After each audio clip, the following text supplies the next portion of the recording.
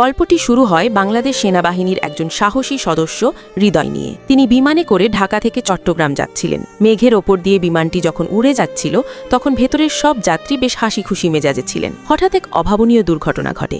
বিশাল একটি ঈগল পাখি উড়ে এসে বিমানের ইঞ্জিনে সজোরে ধাক্কা মারে, যার ফলে সাথে সাথে ইঞ্জিনে আগুন ধরে যায়। বিমানটি একপাশে হেলে পড়ে এবং ধীরে ধীরে নিচে নামতে শুরু করে।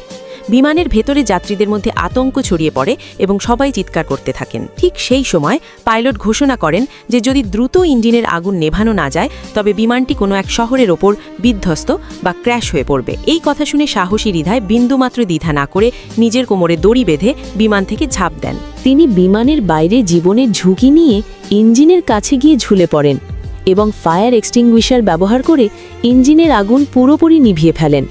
তার এই অবিশ্বাস্য সাহসিকতায় বিমানটি আবার আকাশে স্বাভাবিকভাবে উড়তে শুরু করে এবং সব যাত্রীর প্রাণ বেঁচে যায়। সেনাবাহিনী এত কষ্ট করছে, তবুও কেউ ভিডিওতে সাবস্ক্রাইব করে না।